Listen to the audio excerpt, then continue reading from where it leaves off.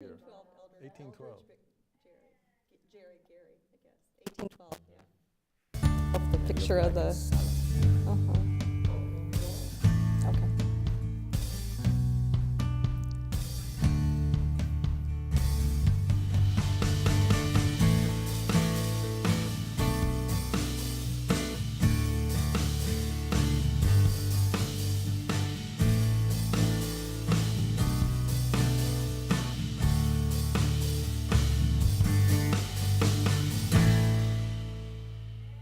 Welcome to Go Vote Omaha, presented by the League of Women Voters of Greater Omaha. I'm Geri Simon, a League member and your host. Each program we talk about important public policy issues. We hope you'll discuss those same issues, and then at election time you'll be ready and willing to go vote. This program we're doing an update on redistricting. We've done this topic before, but we're going to focus particularly on a bill, LB 216, and we're a little refresher on redistricting before we get started into the specifics of the bill.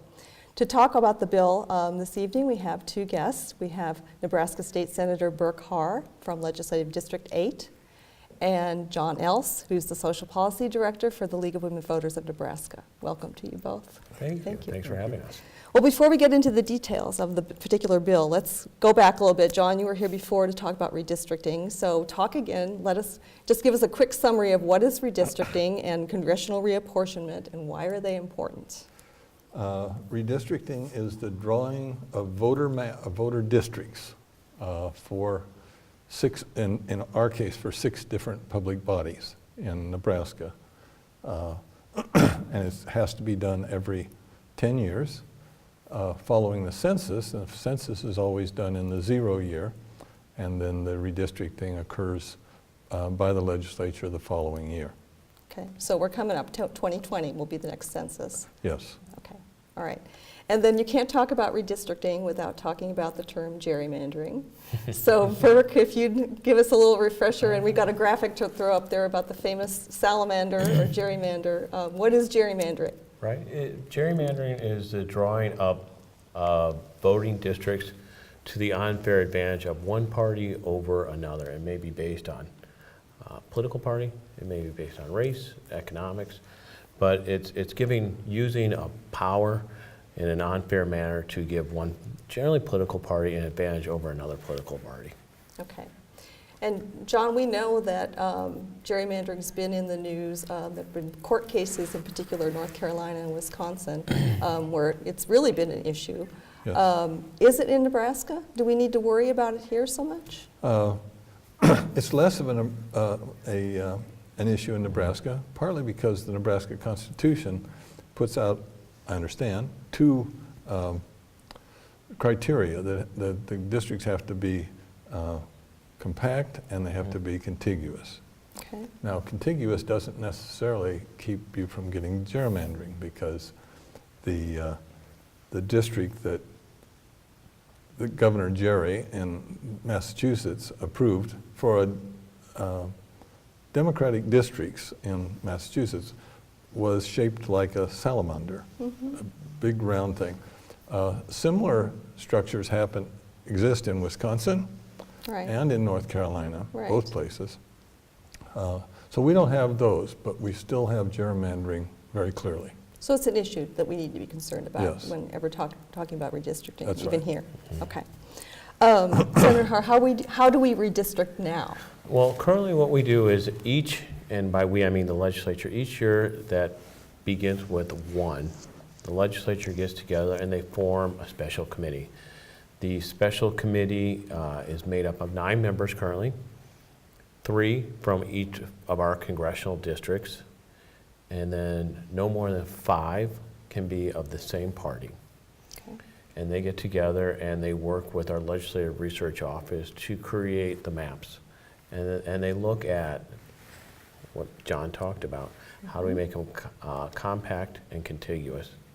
And there are some other criteria they look at too, but those are probably the 2 most important. Okay, but these are all people who are affiliated with one party or another, primarily the two major parties, Republican and Democrat? Yeah, in the past, yeah, okay, that's been true. So no libertarians? Well, we never had a libertarian until okay, now. Okay. And but we do have one, so. We do. And she does a wonderful job, but yeah, so it could be 5 Republicans, Okay. 3 Republicans, or Democrats, excuse me, and 1 Libertarian. And we also have an independent, let's not forget. So you Right. could, yeah, there are a number of ways to do it, yeah. Okay. John, the League of Women Voters of Nebraska did a study on redistricting, and can you just refresh our memory on what did we learn, what was the conclusion, and what did we learn from other states when we did that study? Well, we found that most states have problems with redistricting, and a number of states have created processes for eliminating that. The first one was Iowa, which really has probably the best one in the country. And it was the only one of the 6 that we studied that was passed by the legislature. And it creates a commission. That the commission doesn't actually draw districts. The Legislative Research Office, which is a nonpartisan office of the legislature, draws the maps. The commission's only jobs is to make sure that everything's right, but then also, and actually not to make sure things are right, to answer questions that the Legislative Research Office may have. Then it schedules and conducts meetings, the hearings on the maps, and it writes a report for the legislature. Okay. And that goes through 3 times to the legislature. Each time there are no amendments to the maps. Then the first time, if any map that fails, then goes back to the research office for hearing, for redrawing maps, then comes back to the legislature without hearings. If they fail again, then it goes back to the legislature, and this time there can be amendments. And if they fail the 3rd time, it goes to the Supreme Court of the state. So the other ones all have, the other ones, Florida, Arizona, California, those are the 4 that I think of most, the 3 that I think of most often. Florida, California and Arizona both have commissions, and that was created by a popular vote. Arizona has 3 Democrats, 3 Republicans. They elect a nonpartisan chair, and that's much like we've drawn here. Right. And they draw the maps with the Legislative Bureau and then submit them. Actually, I think their maps are, I'm not sure of this, but I think their maps are actually become law. Okay. I'm not sure how that works. Okay. But they did really well. The first year was 2000. Then that went well. 2010, the Republican governor was upset with what they did, and he fired the chair of the committee. But they found that he didn't have the right to fire her, and so the commission took it to the state Supreme Court, and they reversed it. So she got seated, and they did it effectively again. California has a much more complex set. I think they have 8, 3 Democrats, 3 Republicans, and 2 independents. And they've, I think, operated once, maybe twice, very effectively. Okay. So, Florida is the other one, and I lived there for a while. They passed a constitutional amendment that kept drawing the law by the legislature, but they put criteria on and didn't allow communication between those who were drawing the map and anybody else. Okay. The legislature simply ignored that, and there were court cases for 6 years, and finally got settled last year with a map drawn by the League of Women Voters. They asked for maps, the court did, from the legislature and from other people who were filing a suit, and they accepted the one from the League of Women Voters. Okay. Well, let's talk a little bit more about what other criteria. We talked about gerrymandering, and I want you to describe cracking and packing. That's one of the things. But what other criteria should we use in determining how we redistrict, besides compact, contiguous? Well, I think one of the other ones that it's currently in statute is you have to follow the boundaries as closely as possible of the cities and villages. The boundaries, you're supposed to follow the boundaries of other political subdivisions as closely as possible. And you're supposed to preserve the core constituency of the current jurisdiction. Okay. Again, as much as possible. That being said, last session, or last time we did this, there was a legislative district. So there are 6 districts, or 6 boundaries that we draw. Congressional, Right. legislative are the 2 probably most controversial. Public Service Commission, Board of Education, and Public Service Commission is the last. Okay. And it's probably those first 2 that are the most controversial. We had a legislative district last session that went from western Nebraska and was plopped in the middle of Sarpy County. And so there was some concern about, hey, did that get rid of the core constituency? Should we have moved everything, just moved each district a little bit instead of picking one and moving it all the way to eastern Nebraska? And then there was also on the congressional, you may recall, we took Sarpy County, Bellevue, which used to be in the eastern portion of Sarpy County, used to be in Congressional District 2, which at that time was represented by Lee Terry. Right. And we flip-flopped it so that Lee Terry then represented the western portion of Sarpy County, and the CD1, which is the core is Lincoln, wrapped around. We kind of create a little Pac-Man with a pill in the middle. And so there was some controversy around that. So again, those are guidelines. Right. And I think we need to look at maybe some other issues as well. Okay. Race obviously is included Right. as well by the U.S. Right. courts, but yes. And we have to comply with the Voting Rights Act as well. Yes. Correct. Okay.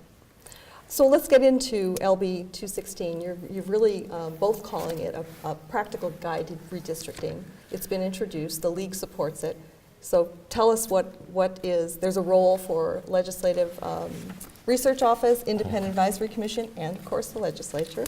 So what's the bill all about? Right. Why is it practical? Right, and I think you're very important to say it's a guide, right? So it is an advisory committee. And I think it does a lot of good things, and I'll get into it, but it's advisory. The legislature could just decide, we're not going to go in that direction.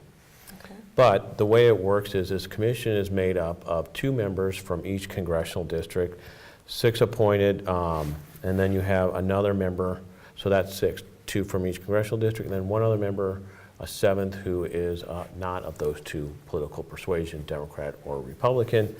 Okay. And if you're on there, you can't be an office holder, candidate for office, or have a family member who is as well. And they work with the Legislative Research Office. As soon as possible, the Legislative Research Office acquires the information from the U.S. Census Data Bureau, and they draw base maps based on where we are and how the population shifted in a way that, again, takes into account the factors that we need to. The commission, with the assistance of the Legislative Research Office, then draws what we call initial maps. You have the base map, and then the initial map, or the maps that kind of say this is the way we need to go. And then there are 4 public hearings around the state to get comment on those maps. And once we get past that stage, then after the commission, they meet again with the Legislative Research Office to go over those maps and make any fine tuning based on the comments from the public. At that point, it goes in front of, it's given to the clerk of the legislature, and it goes to the legislature. And it's the process that John talked about earlier, where we look at it, the legislature would look at it, they vote it up or down. If they don't, it goes back to the Legislative Research Office to make changes. Okay. And then again, if it's rejected, then it goes a 3rd time, and this time it's up for amendments. Okay. But So it's the an legislature. advisory committee, and that Right. differs from the earlier bill that Senator Mello and Morante worked to get through the legislature, and successfully did, and it made it all the way to the governor's office, and at that point the governor vetoed it because he cares so much about the legislature, he thought it was too much of a delegation of authority by the legislature, which is why this is an advisory committee, not a required. And then he also said it required an opinion from the Secretary of State, which he felt was in the purview of the Attorney General, which I think we probably should amend that out. I think he had a point there. Okay. And so we've eliminated that from our bill. Okay. So this is different from, unlike, for example, Iowa. If the legislature doesn't pass it, or they'll just kick it to the Supreme Court to make a decision on the plan. Is that correct? The Supreme, Yeah. There's nothing in this bill that allows the Supreme puts it to the Court courts. to. So what was the reason that you went But the this third direction? time, if it gets turned down the second time in the legislature, it doesn't go back to the Legislative Research Office, it goes to the Executive Board. Okay. And the Executive Board has to decide whether to accept one of those two or some combination of the two, or to draw districts based on comments and. Working with the legislature. Working with the legislature. Okay. Yeah. Okay. So it brings the legislature But the in reason we early don't on. go to the Supreme Court to Yes. answer your question is because, again, our Constitution is a little bit different, our state Constitution than Iowa's, and that would be an unauthorized delegation of our authority to another branch. Okay. That's a good reason not to do that. And we ought to be clear that the maps are drawn by the Legislative Research Correct. Office, both Yeah. times, Right. the first two Right. times. But the commission, again, the way you've set up the commission, you're trying to have it be fair and balanced in terms of political affiliation or philosophy. Talk a little bit more about that. Is it different it's really- from the prior bill in terms of how the Yes. commission would be set up? Okay. Yes, the previous bill didn't allow that. I mean, I think your comments about the first six weren't clear to me way back, because I didn't understand that our nonpartisan legislature does not have political caucuses. They don't have a Democratic caucus and a Republican caucus. Their caucuses are based on congressional districts. So there's a first congressional, second, and third congressional district. Okay. So the idea is that in each of those congressional districts, the Republicans in that district would pick a Republican, the Democrats would pick a Democratic, and same thing in each of the districts. If there doesn't happen to be one of the parties in one of those congressional districts, then the party members from that party in the other districts, caucuses, would choose the person from that party in that district. Okay. And this commission has something else that seems a little unique. The chair is to be not affiliated with any That's right. party. Is that correct? So talk Yeah. more about how you view that as giving more fairness and balance to the commission. Well, that really came from the Arizona plan, and I think it's terrific because it makes it a nonpartisan group, because you have 3 Democrats, 3 Republicans, and one of the governor's concerns was you'd have this terrible fighting between them. Well, when you have a nonpartisan chair, that person is the referee that kind of creates a compromise, forces compromises, and makes sure that the districts that come out, it isn't drawing a district, so it isn't the districts that come out, but that makes sure that people aren't making inappropriate evaluations of the maps. Okay. So we had 653, LB 653, the last time they got passed, and the governor vetoed that particular one. That used to be 580. 580, Yeah, right, right. 653 is Morante's, I believe. Yeah. now. Yes. Okay. 653 is the And, same bill. The introducer, Senator Moranti, chose not to bring it up for a override vote Right. at the time. Yeah. So what's happened? Has it been reintroduced as 653, or will Yes. these two bills merge, or what's going to happen in terms of this session with the two bills?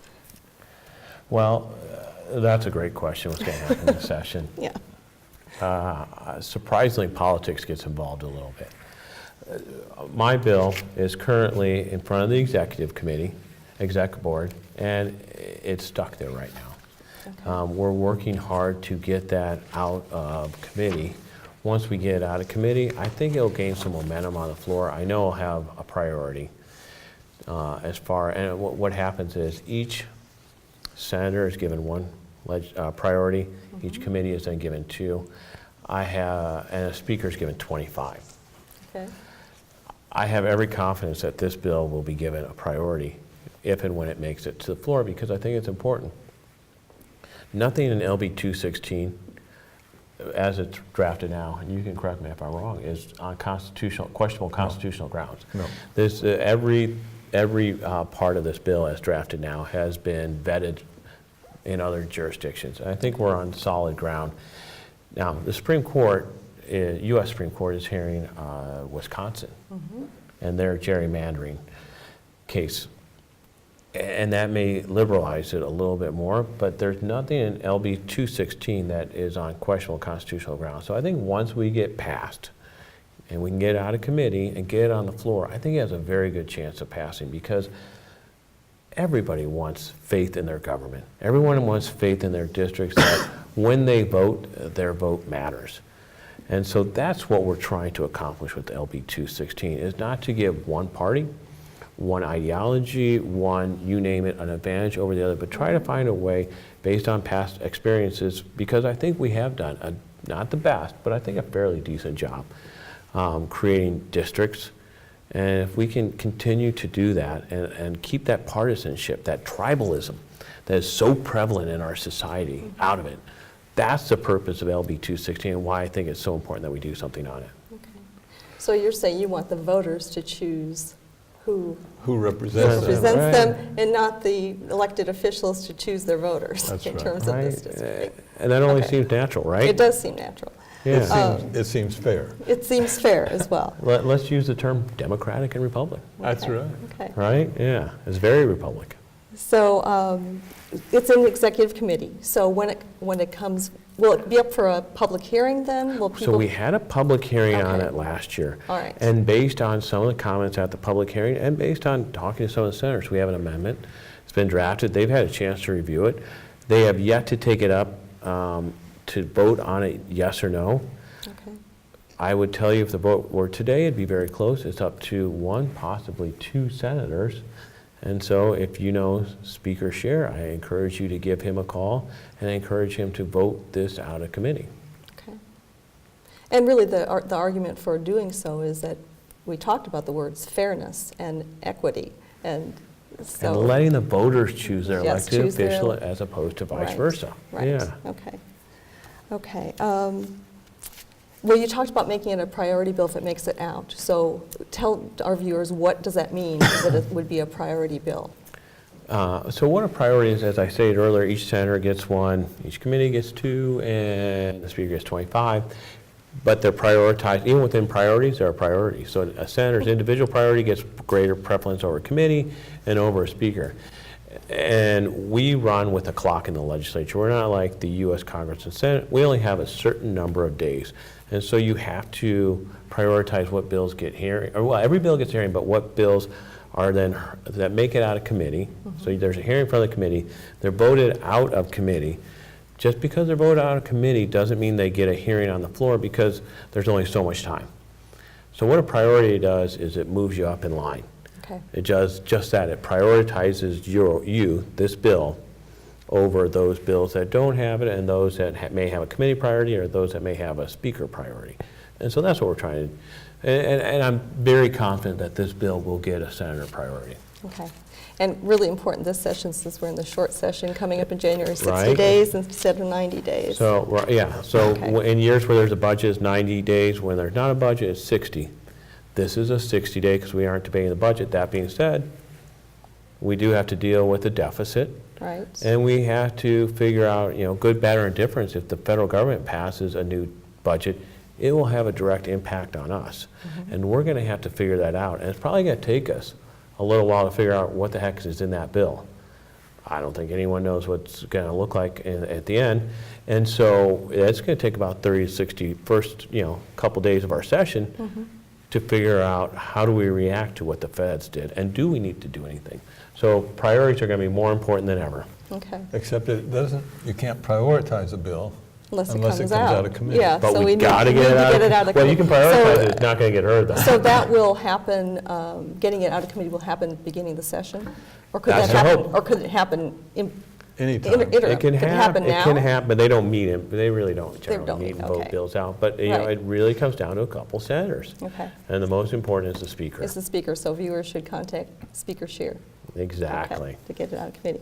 Any sense of other senators who are supportive, and kind of, does this address whatever concerns the governor had about the previous bill, do you think?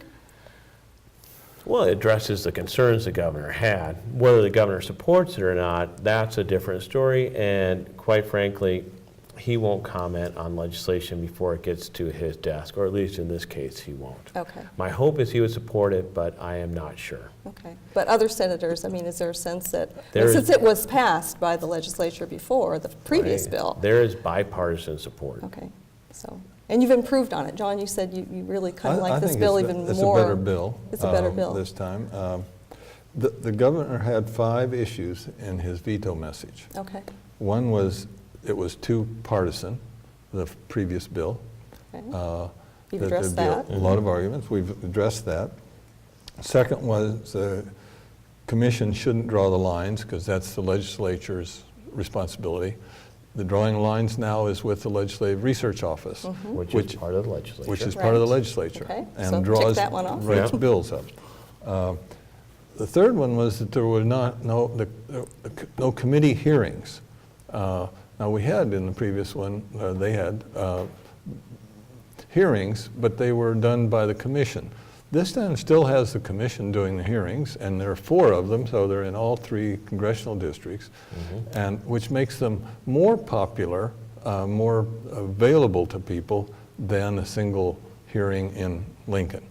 I hope he understands that and accepts that. Okay, The constitutional issues that you raised have been addressed, okay, Yep. particularly since the 3rd time that it needs to be drawn, the executive board, a committee of the legislature draws them.